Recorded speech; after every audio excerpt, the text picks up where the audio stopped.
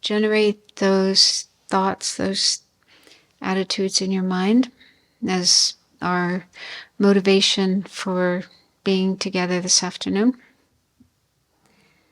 So they say that kindness is contagious. So when we do observe others showing kindness, then it kind of brings it up in ourselves. So there's actually research that shows that, when people observe acts of kindness, they're more likely to do acts of kindness themselves. So that's one thing that can help us to have more kindness. And also, just in our everyday life, just pay attention to people's acts of kindness and allow that feeling, that attitude to come up in ourselves. So we can see kindness in other human beings, but also in animals. And also because we're, in the sevenfold mind training, we're contemplating the kindness of our own mother, and then thinking that every other being has also been our mother and has shown us that kind of kindness. And that's not limited to human lives, because Buddhism says, in our previous lives, we haven't always been human beings. We've been other kinds of beings as well, like animals. So we've had animal mothers taking care of us.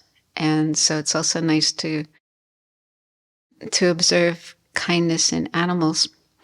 One day, a couple of years ago, must have been in the springtime when the turkeys have their chicks, and we were having breakfast in here, and there was a turkey mother just down there with about 10 or 11. They really have a lot of kids. 10 little chicks, wandering around with her.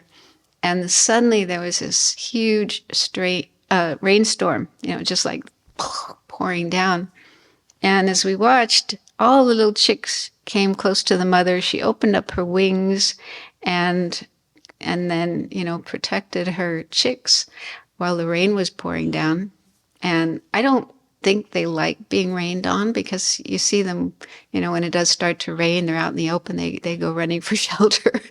So I'm sure it wasn't pleasant for her to have all this rain pouring down on her. But she put up with it. She just sat there with her, protecting her little chicks, and putting up with this rain. So that's just so beautiful to see. And there's many examples of that. One time I was living in Dharamsala, and I was doing retreat in this really old, broken down building. It was kind of old army barracks. And there were a few other monastics staying there as well. Some of them were doing retreats, some of them were studying. And there was this cat that hung around, and it was semi-wild, didn't really get close to us, but just hung around, and we would give it food, but it probably found its own food in the local forest. And then we noticed that the cat became pregnant, and it was getting bigger and bigger, and then it disappeared. And we wondered where it had gone. We figured it went somewhere to have the kittens, but we didn't know where. And then one day I had been out for a walk, and I came back into my room. And just as I was walking into my room, I saw the cat jumping down, because in one corner of the room, the ceiling was just made of slates, and it was broken in certain places, including the corner. There was this great big hole in the corner. And I saw the mother cat jumping down from there with a kitten in its mouth. And I thought, so what's she up to? And then she jumped down on the floor, walked over to my bed, jumped on my bed, and I had a sleeping bag on top of my bed, and she went inside. So I lifted it up, and then there were like, I don't know how many, 3 or 4 kittens. And I was just amazed at how intelligent she was. I don't think she'd ever been in my room before. So I wondered, how did she figure out that here was a place where she could put her kittens? But I wasn't prepared to sacrifice my sleeping bag. So I found an old box, kind of wooden box with a low top, and an old blanket, and I made a little nest. And there was a side room, like a storeroom, next to the bedroom where I stayed. And so I put, the kittens there, and the mother stayed with them. So I had a chance to really observe this mother's kindness. And the kittens were really, really small, and so they really wanted their mother. And she was with them probably 22, 23 hours of the day. She would just leave sometimes to go and do her own business, and then she would come back. And if the kittens woke up and she was gone, they'd meow like crazy. And then when she came back, they'd jump on her, and you know how it is with little babies. But it was just so beautiful to see. Just like I say, she was semi-wild, and most of the time she just did her own thing. She went where she wanted and did what she wanted. But, here she was, just completely dedicating herself to these little babies. So, so I really like to believe, and I think, this is in the teachings of Buddhism, that every being does have this capacity for kindness and compassion and caring for others. So it's like a natural quality of our mind, of everybody's minds, although in some people or in some beings it may not show up very often because of other things that are overwhelming their mind. But I think it is there. And and even in animals. And some people might say, oh, it's just instinct. However, there's lots of stories of animals taking care of other animals that are not their offspring and not even the same species of animal, right? So dogs taking care of kittens, or mother cats taking care of puppies or piglets, or, you probably come across those stories. So how can you say that's instinct? I like to think it's this kind of innate capacity for kindness and compassion. So I used to be really cynical about this particular topic. I kind of focused more on the bad things that people did in the world, war and murder and racism and so on. And I was even, for a while, I even had this thought that there's no such thing as love. People just say they love, but they don't really mean it. It's just a lie, because they turn around and hurt you. So I was really, really cynical about love. And it took me years, of learning and meditating, but also observing acts of kindness and love, for that to change in my mind and for me to be able to accept that there is such a thing as love, and also to feel it myself.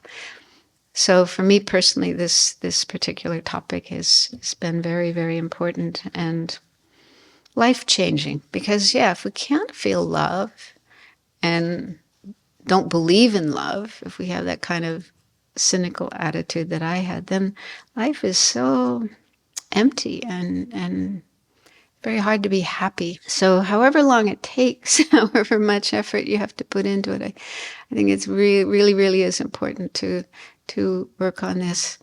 And this is one way of doing it, like I say, observing acts of kindness in others, but also seeing it in yourself. Recognizing we do all have that capacity, even if it's not there 100% of the time, and even if it's sometimes overshadowed by anger, selfishness, and so on.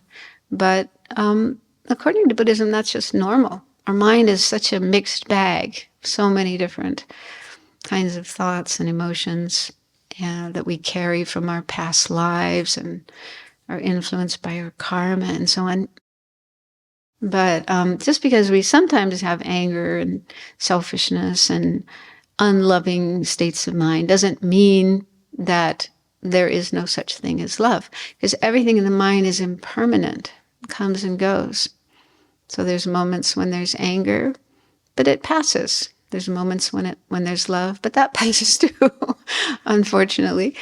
But by making a conscious effort to cultivate the positive qualities like love, kindness, compassion, and so on, and working on decreasing, overcoming the opposite states of mind like anger, then we can definitely see a change in our mind. I can say that with 100% certainty because it's my experience.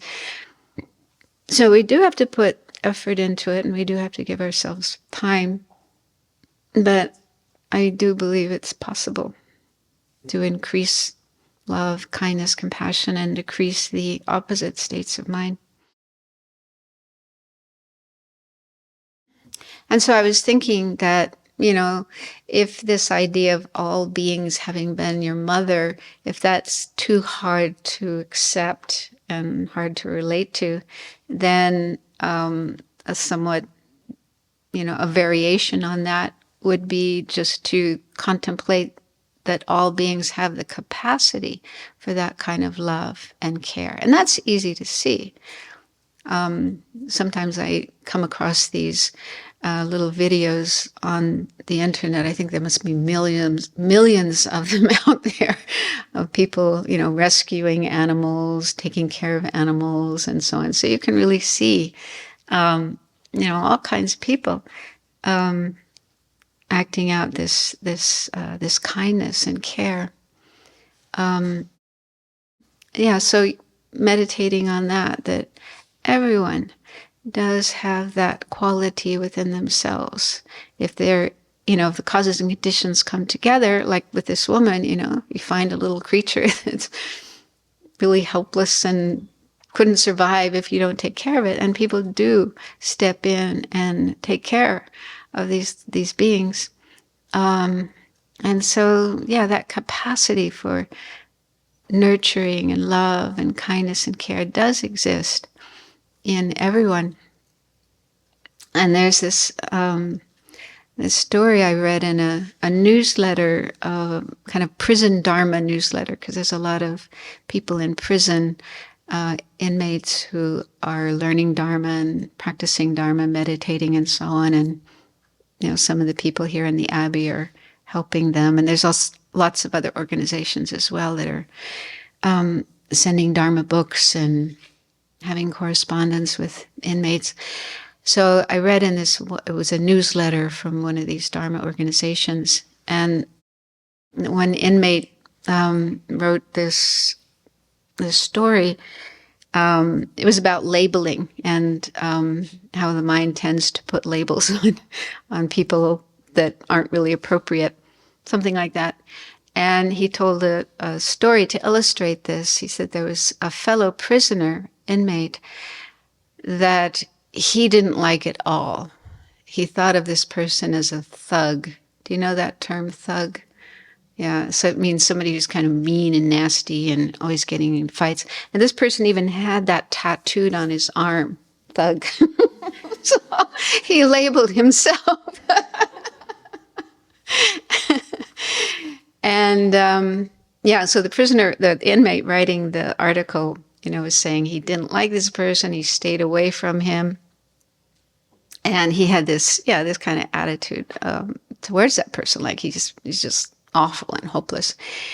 And then one day he happened to notice this very same person, the thug, with another prisoner, and inmate. The second inmate was in a wheelchair. He was kind of, elderly, frail, not well at all, and, sitting in a wheelchair. And the thug was pushing him in the wheelchair, and showing a lot of kindness and attentiveness, like stopping and how are you doing, and the person writing this article was just like, wow, he couldn't imagine that thug could ever behave in such ways. So it was just kind of mind-blowing for him. But it was, a lesson as well in what can happen if we label people and then we believe the person is really like that and they're like that all the time, 100% of, through and through, and there's nothing good at all.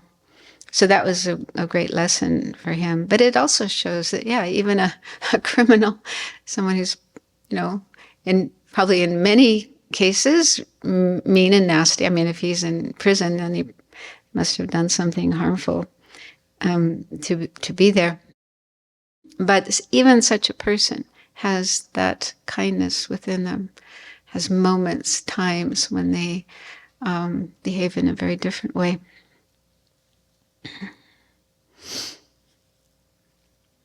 And we're influenced by so many other factors and causes and conditions. And I think my guess is many people who end up in prison had a really difficult life.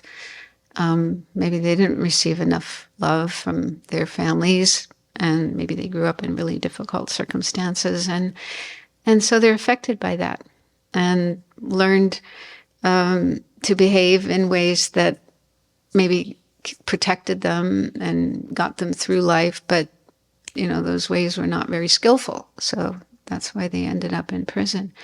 But that doesn't mean they're 100% negative and having only negative qualities and without any good qualities. So I think, it's good to try to, if you do have any attitude like that labels someone as 100% bad and negative and hopeless, it's good to work on that. And like I gave the example with George Bush, think about how, that person must have moments where they're kind, and there must be people who love them, must be people that they love and take care of, and so on. Break down that idea of a person being a hopeless case. So anyway, that's an alternative way of contemplating this point. If it's difficult to think of everybody being your mother, to think that everyone has that quality of kindness and motherliness, that capacity is there. And if the right causes and conditions come together, then it can come out. So then, in addition to contemplating the kindness of our mother, which we looked at this morning, we can expand this awareness of kindness to other people on whom we have depended and who have helped us in our life. So, so you can contemplate imagining your childhood and the people who took care of you: father, grandparents, aunts, uncles, siblings, neighbors, babysitters. So thinking of your own situation, bring to mind other people who helped to take care of you and played with you, taught you, and so on. And generate appreciation, gratitude for their kindness. And also teachers. So when we started going to school, I can imagine being a teacher of little kids is not an easy job. It takes a lot of energy, a lot of patience. So thinking of our teachers and their dedication to spending time with us and teaching us basic skills, knowledge, and so on, which again is very important for us as we grow up, especially in the world today. Very important to have an education and to be able to survive and get around and take care of ourselves. So that's due to the kindness of our teachers. I remember when I was a kid, we used to complain about our teachers, behind their back, criticize them, point out their faults, and so on. So I really regret that. And I find it helpful to do this meditation to reverse that way of thinking and appreciate the energy that they put in. And where would I be if they hadn't taken up that job and spent that time teaching me. So all the people helping with our education, not just teachers, but also the people who built the schools and ran the schools, the people in the administration departments and the cleaners, and the people who wrote and published the textbooks that we use to study and other materials that were part of our education. The desks and so on. So, so many people made a contribution to our education over all those years.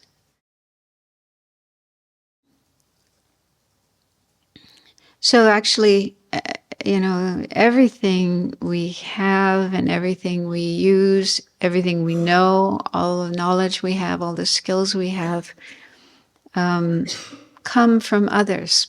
We are dependent on others for all of those things.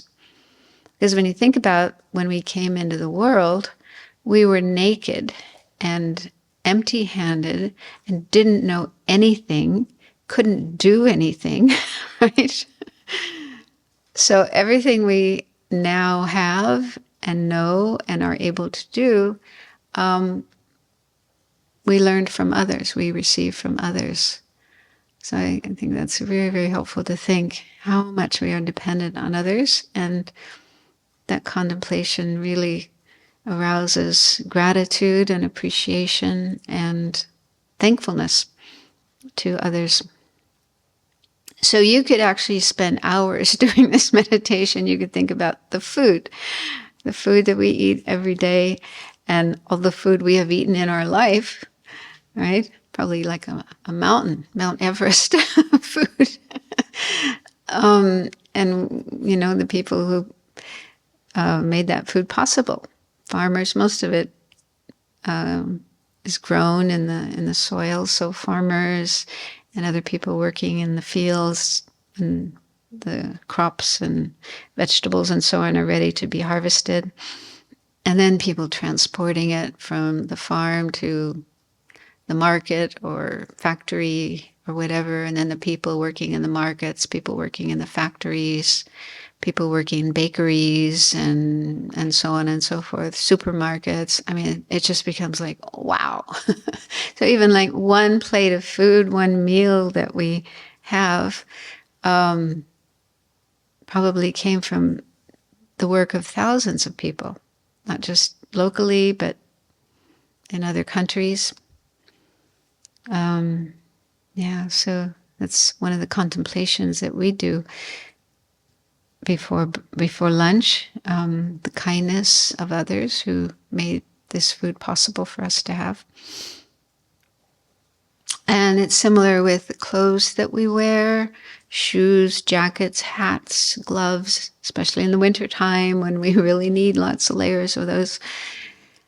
And so where all those things come from, again, probably hundreds, if not thousands of people making a contribution to those clothes. And then the buildings, the houses that we live in, or apartments that we live in, the schools we studied in, the buildings we've worked in. So again, many, many people making contributions to that, not just the builders, the people actually building it, but the people who produce the raw materials, the wood and bricks and glass and concrete and so on.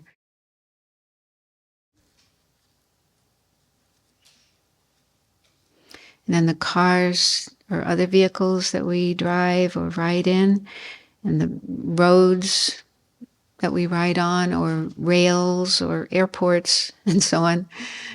So again, many, many people involved in producing these things that make life easier for us.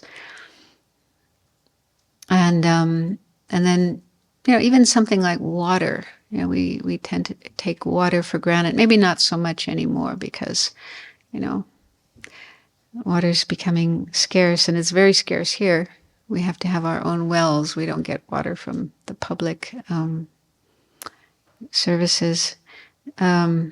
But yeah, just to be able to turn on a tap and have water coming out, clean water that we can drink, wash with, and so on.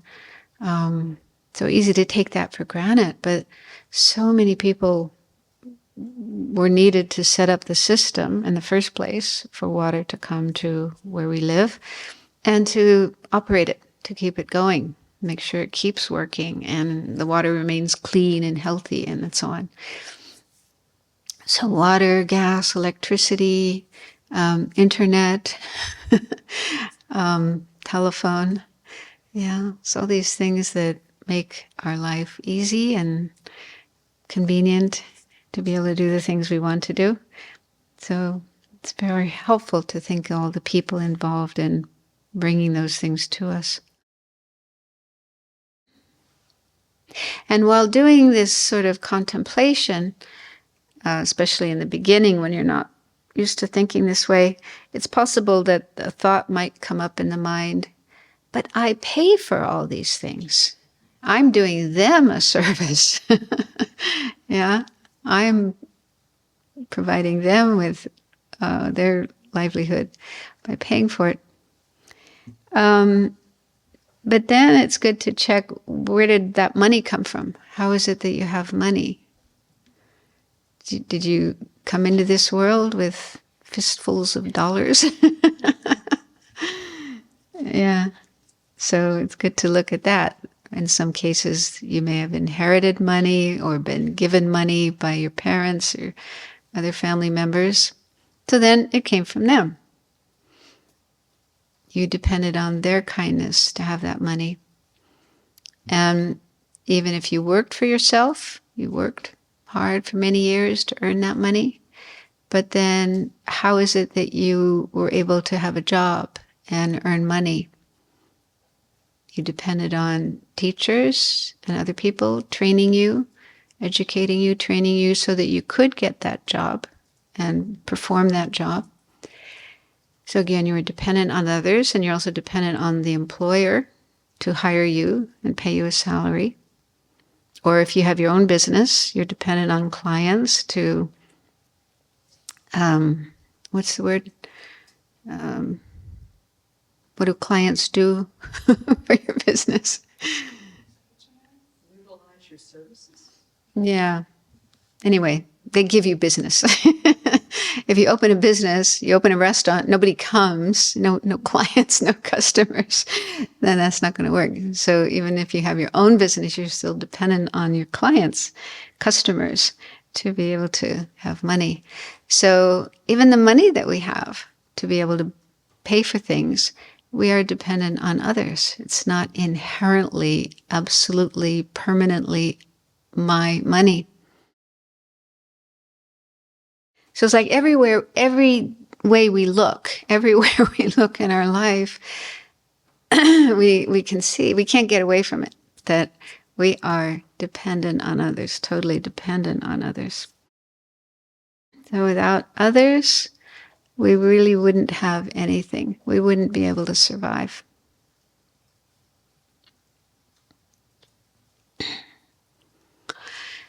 And so that's just in terms of ordinary things like food and clothes and so on. But then when it comes to the Dharma, it's also helpful to contemplate how we are dependent on others for our practice of Dharma and our, so basically we practice Dharma because we wish for results. We wish to transform our minds, decrease the negative aspects of the mind, like anger and selfishness and attachment and so on, and ignorance, and increase the positive aspects of our mind, love, compassion, wisdom, and so on. So we want to transform our minds. And there are goals that we wish to achieve. Enlightenment, that's like the highest long-term goal that we have. But then there's other stages along the way, different kinds of realizations.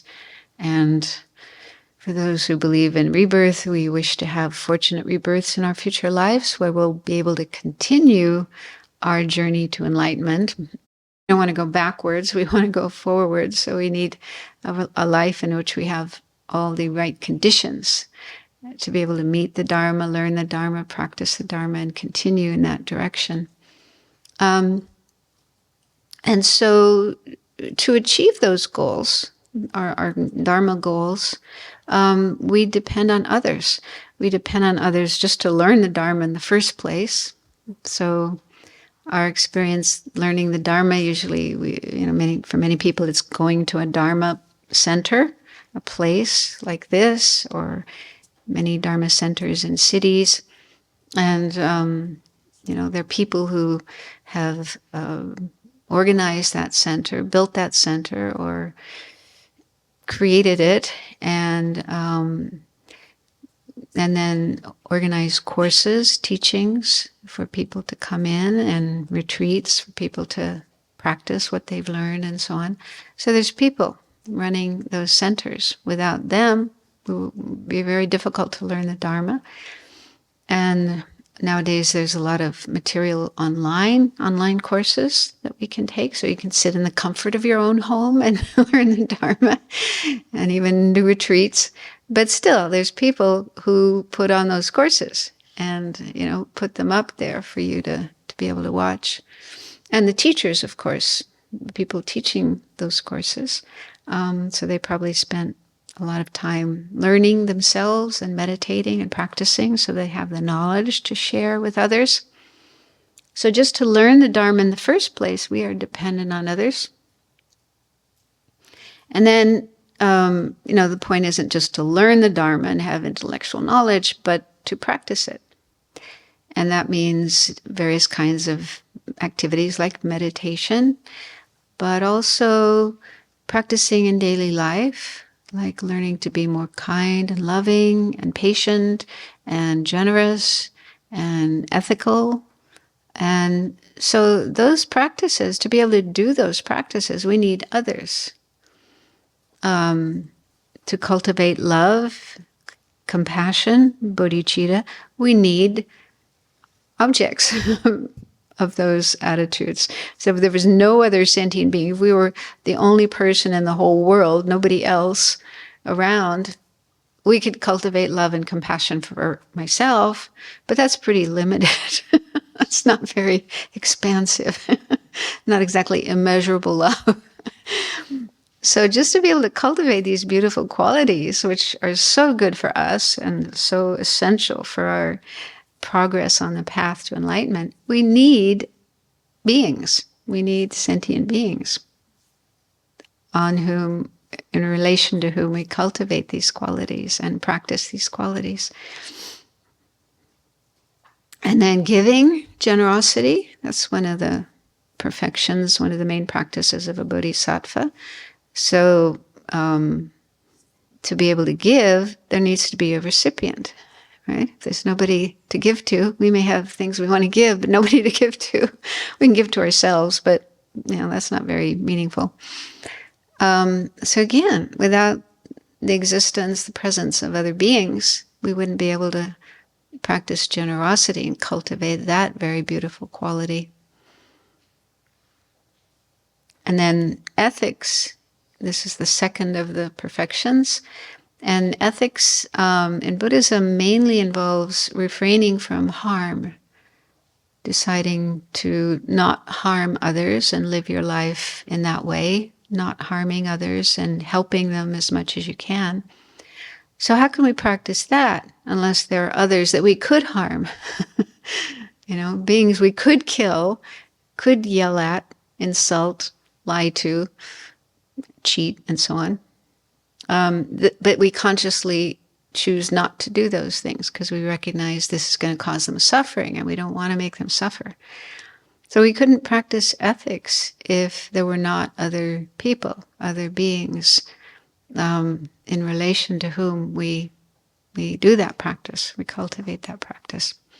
And patience or fortitude, which mainly involves learning how not to get angry, working on our anger, and learning to put up with difficult people in difficult situations without blowing blowing up. So again, we need others in relation to whom we can cultivate that. We all have a certain amount of patience, but we also have a limit to our patience, beyond which we lose it. We lose our patience and get impatient and angry. And so for patience, we particularly need difficult people. It's easy to be patient with nice people, people who behave nicely and, don't push our buttons. But we want to develop patience more than that. We want to go further than that. We want to learn how to be patient with more and more difficult people in difficult situations. And so we need those. We need those challenges so that we can learn that quality, practice that quality, and develop that quality of patience in relation to. So that means that even the difficult people, the people who do harmful things, negative things, either to ourselves or to others, we actually need them. They are helpful for us. They're essential, in fact, because this is one of the main qualities we need to progress along the path. We need, stronger and stronger patience. And so, we need more and more challenging people and situations so that we can build up our patience, increase our patience. So even the difficult people that seem to be harming us, interfering with us, even they are helpful. So without other people and other living beings, including the difficult ones, the nasty ones, the terrorists, the rapists, the child molesters, the people making war and doing corrupt things and unjust things and so on. So it's not to say that we want those people to be there and doing what they're doing. And, we applaud them. We don't have to do that. They're going to be there anyway. Yeah. I mean, we do want people and beings to behave in a nice way and avoid doing harmful things. But we can't stop people from doing harmful things. That's not possible. It's their karma, their afflictions to engage in those kind of behaviors and activities. So if we can't stop that, we can't change them, then we can at least work on our own attitudes towards them and learn not to have anger and hatred and criticalness and impatience and so on, and replace those with acceptance, forgiveness, compassion, love, and patience. So even these difficult ones, the difficult people doing harmful things are important for us. So without other people and other beings, then it would be difficult, and in some cases even impossible, to be able to create virtue, good karma, and develop the skills, the qualities that we need to be able to progress along the path. So it wouldn't be possible to attain enlightenment. Even though we have the potential to attain enlightenment, we can't do it on our own. We need others to reach enlightenment.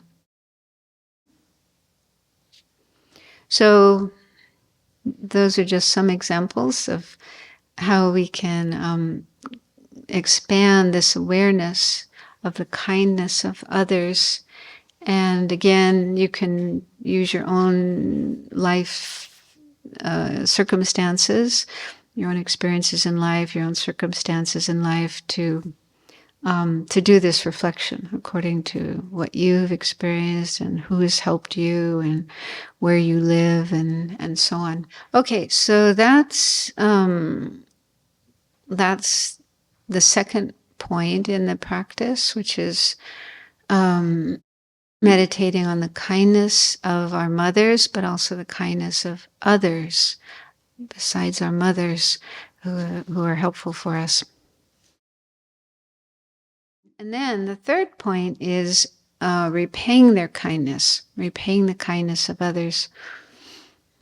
And so if we do well in the contemplation of the kindness of others, then this is something that will arise kind of naturally.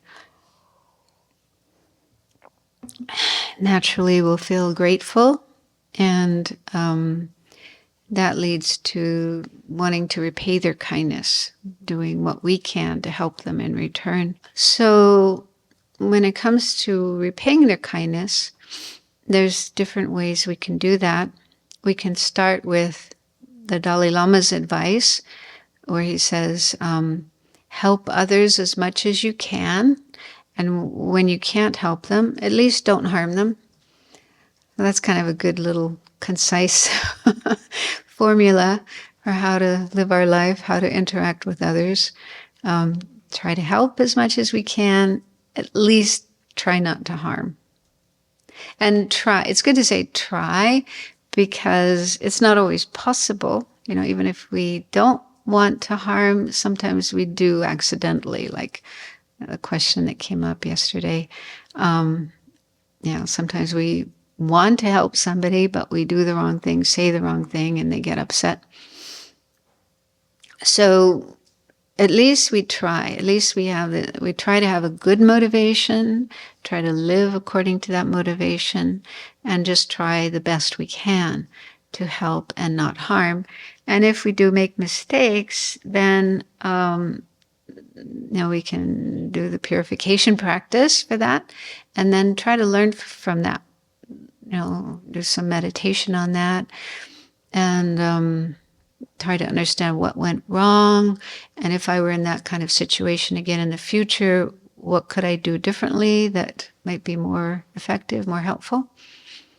So it doesn't help to get stuck in self-criticalness, self-hatred, beating yourself up, and going around and with those kinds of thoughts. That isn't helpful. So try to avoid that, and instead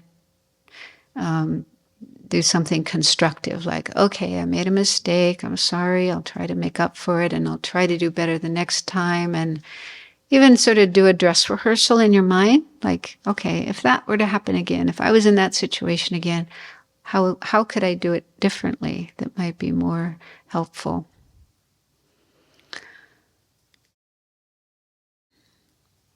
And according to our means and our abilities, our knowledge, our skills, then we can help others with, making donations, offering food, offering service, volunteering, lots of opportunities to do things like that.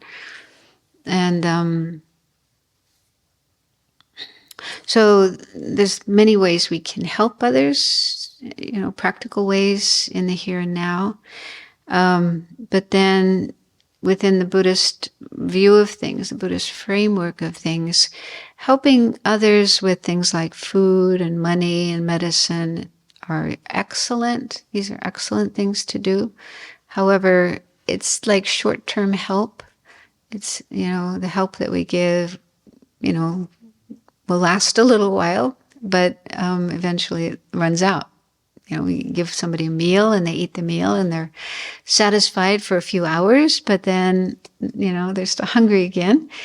And not just that, but they're still in samsara. So if we have an understanding of this situation of samsara, cyclic existence, unenlightened existence, then we bring that perspective in and understand that helping with these, short-term material ways isn't really that helpful. Of course, we do want to relieve the suffering of others and help them have more happiness, but there's more than just having food and clothes and so on. So as long as they still have within their minds ignorance and other afflictions, attachment, anger, and so forth, and as long as they still don't know about karma and they're engaging in actions that create negative karma and will be the cause for future suffering, then, they're not really being helped just by giving them a meal. So we want to help them in greater ways and broader ways and more long-term ways. And so the best help that we can give is helping them with the Dharma. So like in the practice of giving, the Bodhisattva's perfection of giving, there are different ways of giving. One is material giving, which is giving food and clothes and so on. And then there's also giving Dharma. And it's said that giving Dharma is the best gift. Because if others learn the Dharma, then they'll understand what they need to do to get themselves out of suffering, starting with karma, refraining from non-virtuous actions, doing virtuous actions, and so on. So that's the best way of helping others, because then they start creating the causes for their own happiness, future happiness, liberation, and enlightenment. That's a more long-term way of helping. However, we have to be skillful about that. It doesn't mean, in Buddhism it's completely inappropriate to go around pushing people, proselytizing, knocking on people's doors and trying to hand them a Dharma book and get them to come to the Dharma Center. That is not at all the Buddhist way. So the Buddhist approach is that we should only teach when the other person asks for it. They have to have interest from their side. That means we can still put out advertisements, like the Abbey has a website and advertises, and we can advertise in newspapers and so on. So we can put out the information, inviting people to come and learn the Dharma. But it's just not appropriate to push people. We probably know ourselves what it's like to be pushed, and it's usually counterproductive. No way, I don't want that. Thank you. Not always. I mean, some people will come along with the proselytizer, but yeah.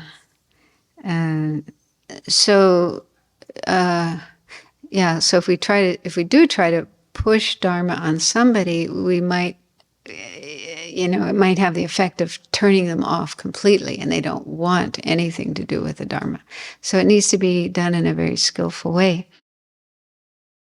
And so, for example, at your workplace, some people have, maybe you have a Dharma book or a picture.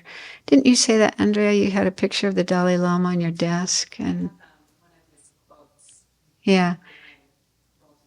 And then somebody noticed it and asked about it? Did they go any further than that? Or? Yeah. But at least it's planting a seed. Later on, maybe that seed will ripen and sprout. But yeah, things like that can happen. Or sometimes people will say things, I've noticed that you're kind of more calm these days. You're more happy. Well, what's going on? What are you doing? So then you can say, oh, well, I've started meditating. Yeah, and I found it really helpful.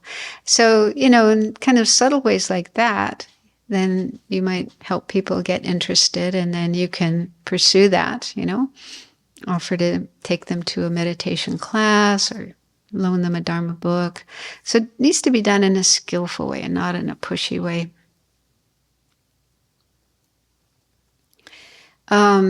But also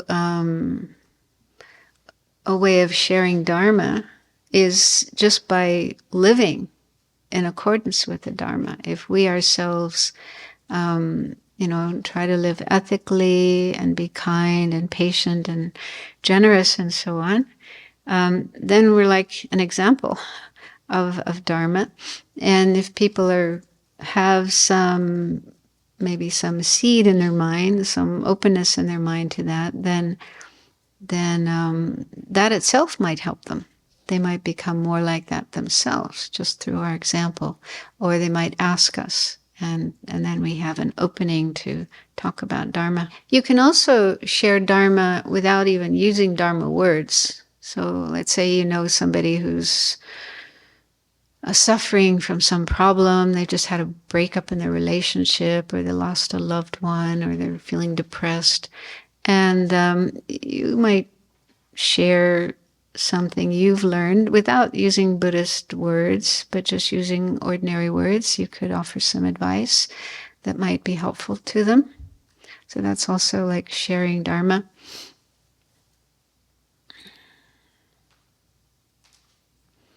And also another way of sharing Dharma is when we're doing our prayers or mantras, recitations, or meditations. No, it's mainly, when we're reciting prayers, mantras, sutras, reciting sutras, we can imagine all other sentient beings surrounding us, listening, hearing the Dharma, receiving imprints on their mind of the Dharma. So even if you're not a Dharma teacher, you're not yet at that level where you can give Dharma talks, this is still something we can do, a way of sharing the Dharma with others. And not just the beings that you visualize, but there's probably, bugs and maybe some birds and other creatures around who are actually there, physically present, and hearing the Dharma. Yeah, my teacher, Lama Zopa Rinpoche, was really into that. So there was one time he was visiting a place, it was like a farm, there were lots of animals, and he asked for a loudspeaker to be brought. So they set up this loudspeaker in the field, and then he was reciting the cows and the horses, and I don't know what else. And and we also have this practice of animal liberation. I don't know if that's ever done here. It's a little harder in the West, but we used to do it all the time in Singapore because there's a market there in Chinatown with a lot of live animals that people buy and then throw in their cooking pot. And so we would go there early in the morning and buy a bunch of animals, mostly sea creatures. And then we'd take them near the sea and we'd recite mantras and sutras and prayers for them and then release them. So, there's different ways you can practice Dharma. I think some people have done it here in America, like buying crickets, like the things that people use to go fishing. Earthworms, we do the earthworms. Earthworms? Yeah. Yeah. So if you go to a fishing store, what do you call it? They're called tackle shops, where they have all sorts of critters you can put on a hook. Yeah. So you're doing a great act of kindness. You're saving their lives, saving them from a horrible death, and having some Dharma imprints on their mind, and then releasing them. I noticed that Jolene and her family normally bring pictures of the family whenever they go for a retreat when listen to His Holiness teachings, even though that the family are not present. Mm-hmm. They have pictures of their family members, and that way they imagine their family members there at the retreat. Yeah, that's a nice thought. Okay, so I got a little carried away with that. What was I talking about? Are we paying kindness? Yeah, so there's the best way of repaying the kindness of others is giving them the Dharma, but that needs to be done in appropriate ways and skillful ways. But also just when we do meditations, like the practice of Chenrezig, and we're asked to imagine all sentient beings around us, and they all have Chenrezig above their heads, and they're all reciting the mantra along with us and getting purified. So that's also, it's like we wish that to happen. We have the wish, the aspiration that all sentient beings could gain the same benefit from this practice that we are gaining, and that they could be purified and have all the conditions they need to cultivate their potential for enlightenment. So even to generate that wish, that aspiration, and make that stronger and stronger in our mind. So that's what bodhisattvas do, in the beginning, even before they're bodhisattvas, but they're wannabe bodhisattvas, trying to be bodhisattvas. Yeah, so they do generate this wish. I want to be a bodhisattva and I want to be able to help all living beings. I want to be a Buddha and help all living beings.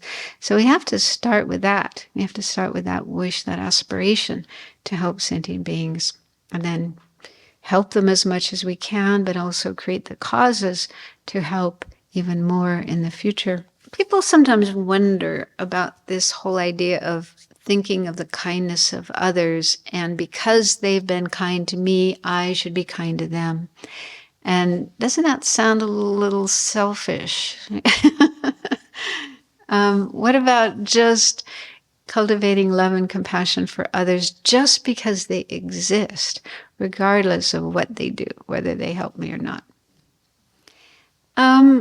You can try that. And then, yeah, I mean, I think in a way, thinking about others being kind to us and helping us, it does kind of maybe boost our self-centeredness.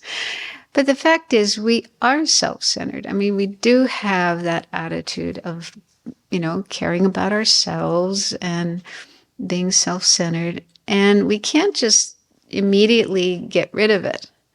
Yeah, we can't just suddenly stop having that attitude. It's been part of our mind for such a long time that it takes time to, weaken and eventually get rid of that attitude of self-centeredness.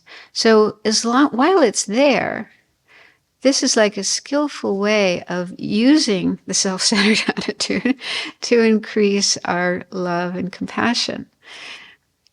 Just to see, wow, others do so much for me. They provide me with food and clothes and all these other things. They make me happy. I couldn't be happy without them. So it's kind of using the self-centered attitude in a skillful way to get beyond the self-centered attitude. Because as we do cultivate more love and more compassion and bodhicitta and so on, our self-centered attitude is going to get smaller and smaller and smaller, and eventually it's going to go. So His Holiness sometimes talks about, he says, if you're going to be selfish, be wisely selfish. So stupid selfishness is when we are selfish and then we are greedy, we hoard things for ourselves and we hurt our enemies, and that's stupid selfishness, because if you behave like that, you're actually just creating the cause for suffering, not happiness. So that's stupid. But on the other hand, if we really care about ourselves, really want ourselves to be happy, then the best way to do that is to be kind to others and to be ethical and so on. So to cultivate all these positive qualities. So he says that's wise selfishness, smart selfishness. So that's kind of nice. Like that. And then with regard to, what was your name again? You asked, Amy, yeah. Your question earlier about compassion and wisdom. Yeah, I just wanted to say a little more about that. Because when it comes to learning about emptiness, if we don't do it properly, if we don't have a correct meditation on emptiness and a correct understanding of emptiness, then that could actually be counterproductive to the cultivation of compassion and love, because you might end up thinking everything is empty. That means sentient beings aren't even there.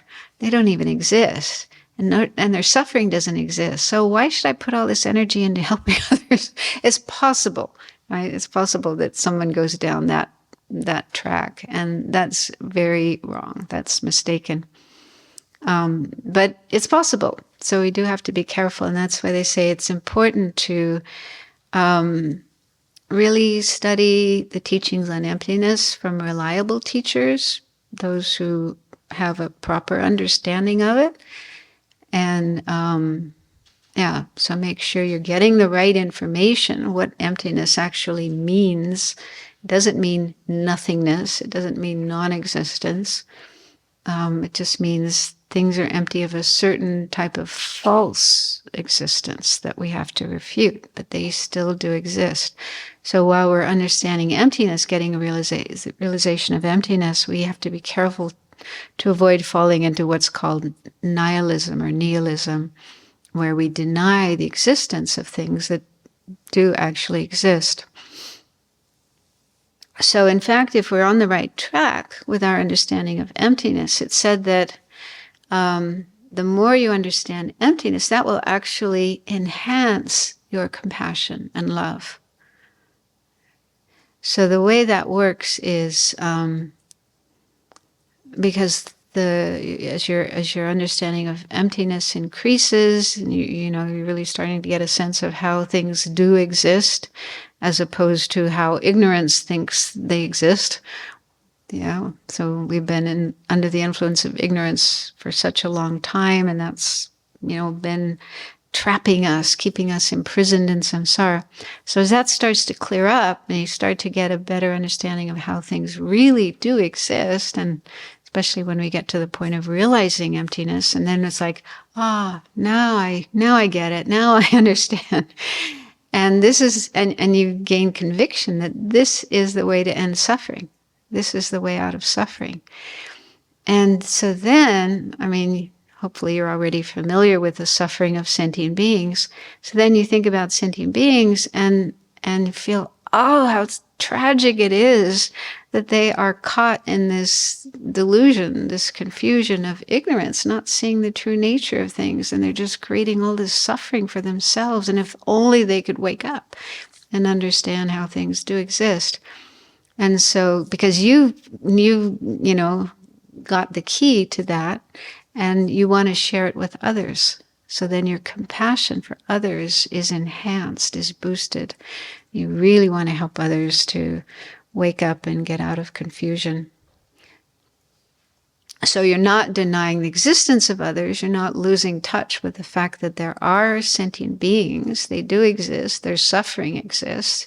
Even though it's not ultimately true, it's not absolutely ultimately true, but conventionally, on the conventional level, there are sentient beings and they are suffering. So we don't want to lose touch with that. So the more we increase our wisdom of the true nature of things, the more compassion will be increased. So we really, really want to help sentient beings to learn this way out of suffering. Does that make sense? And the other way works as well, that as our compassion grows, that will also help wisdom. Because the more we meditate on the suffering, we open our minds up to the suffering of sentient beings, we become more and more aware of all the varieties of suffering and the depth of suffering and so on and so forth. So our compassion is growing. And as our compassion is growing, compassion means we want them to be free of suffering. Okay? We want to do what's possible for them to be free of suffering and as quickly as possible. So as our compassion is growing, and we're looking for the solution, like how is it possible for them to be free of suffering? And we already know, if you're following the Bodhisattva path, then you know what the solution is. The solution is to develop wisdom, the wisdom that sees things as they really are. So that's the thing that cuts the root of suffering, ignorance. And so the more your compassion grows, the more you become interested in understanding emptiness and realizing emptiness, so that you have that knowledge, that experience that you can share with others and help them find their way out of suffering. Does that make sense? So they say that these two aspects of the path, compassion and wisdom, do not cancel each other out unless you misunderstand them. But if you have the correct understanding and are using them correctly, they help each other, enhance each other, enforce each other. So I don't have a specific question, but just more a situation I find myself in. So maybe you have some thoughts on this. So wishing to repay their kindness, I sometimes struggle with when I feel like a person has a specific idea of what that would mean, but I myself feel like it's if I follow that, it would be like giving drugs to an addicted person. So yeah, maybe you have some thoughts on how to work with that. And I also sometimes see myself doing that, being like unwisely compassionate and not really feeding maybe even affliction, some kind of afflictions of another person. And then I also fall into that perspective of being like, maybe I should just stop and first kind of work on my wisdom aspect, and yeah, like more like retreating and kind of being upset about observing myself being unwisely compassionate and just making things not really improving. Yeah, it's a good question. Yeah, so again, it's important to balance compassion with wisdom, and not just wisdom of emptiness, but conventional wisdom. So I don't know if you meant literally the example of somebody asking for drugs. Yeah, well, that is an example. It does sometimes happen that somebody might ask you for something that's harmful to themselves or harmful to others. And they actually do say, like in the teachings on generosity, how to practice generosity, that if somebody asks you for something like a weapon, that, and their intention is to use it to harm themselves or to harm others, then you shouldn't give. So it's not that we should always fulfill people's wishes and what they ask for. That wouldn't be compassionate. So we do need to use wisdom. And I guess it's kind of similar with parents and with teachers when you're dealing with young children.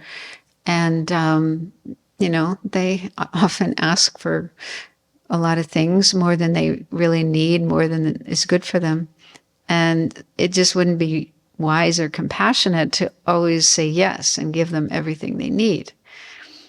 So, so we do need to develop that perspective of what really is going to help this person. And if they ask for something and we feel that it's not good for them, not helpful for them, and we decline, we can do it in a nice way, find if possible, a nice way, a skillful way of saying no to them. And they may be unhappy or upset, but if it's a choice between saying yes, but then giving them something or doing something that isn't really appropriate, or saying no and then them being unhappy about it, I think that's probably the better alternative. So we do have to learn to say no sometimes. Also, according to our own abilities and, our energy levels. We have to take care of ourselves. And so if people are asking us to do lots and lots of things beyond our capacity, and our health is starting to suffer, or we don't have enough time to do our practices and so on, then we need to learn to say no sometimes, but in a nice way and with a compassionate state of mind. Does that make sense? Is that helpful? And may I clarify? So that example with the weapon, the teachings say that not giving is a generous action, then, or no, not specific. It's not that not giving is generosity. It's just that when you are practicing generosity, when you are, you're engaging in the practice of generosity, there's certain things you need to know and consider. And one of them is it's not always skillful to say yes and give whatever is asked for. So we do need to use our wisdom there. And another example they give is if a monastic asks for alcohol, that wouldn't be appropriate. So one of our vows is to not drink. So you do have to have knowledge and also wisdom to determine what to give and when not to give. So I don't think it's that not giving a weapon or not giving alcohol is itself giving. I don't think of it that way, but in a broader sense, that is included in the practice of giving. So there's kind of a lot of little details, but it's good to know these things because they do come up. I was once in Moscow, how do you say it? Moscow? And walking with somebody down the street, and all these, there's a lot of people coming up and asking for money and so on. And I would often give them money. If I had something, I would give them, especially if they were women. There were a lot of women who seemed to be homeless and living on the streets, and I really felt compassion for them. So this one man came up to us and asked for some money, and he spoke in Russian. So I was pulling my wallet out, and the person I was with said, he wants money to buy vodka. And I put my wallet back. I'm not going to give money for vodka. I'm sorry. But the guy I was with did give him money. And afterwards we talked about it, and I said, and he said his view is, there's, he knows, he's Russian, he lives there. And he says, so many people who, that they can't stop. It's just impossible for them to stop drinking. And they even sell their house. They sell everything they have just to have alcohol. And so, he kind of understands that, and not giving them money for vodka isn't going to stop them from drinking. So I don't know. I can't say completely understood his rationale, but yeah, situations like that are tricky. Yeah. I still don't feel I don't feel it would be right to give money for vodka or for drugs. Yeah. Although I think there's a teaching, Geshe Rabten, one wonderful Lama, I think he was asked this question, giving money to somebody who wants to buy drugs. And would that be, I'm not sure what the question was. If the question was, is it okay to do that? Or is it negative to do that? Because, the person's going to use the money for drugs. And he said something like, any act of giving, if you have the wish to give, the wish to help, and, you're giving with a good motivation, it's always virtuous. It's always, I think that was the question. That's right. I think the question was, if I give money to someone and then they use that money for drugs, is that right? So he was saying, it is a good thing to do. You don't know what they're going to use the money for. So if you don't know what they're going to use the money for, it's still a good thing to do because you're giving. So from your side, you're doing something virtuous. And if the person uses that money for something non-virtuous, that's not your fault. You're not creating karma from that. So I think his point was that it's always virtuous to give if you have the right motivation. But if you have, the ability to give things that really are beneficial and avoid giving things that are harmful, then that's better. But there's often lots of tricky little questions about giving and helping people. So that's why, we really need to develop not just compassion and love, but wisdom and, so the more wisdom we have, then the better we're able to determine what is helpful and not. Okay, so come to the end of our time.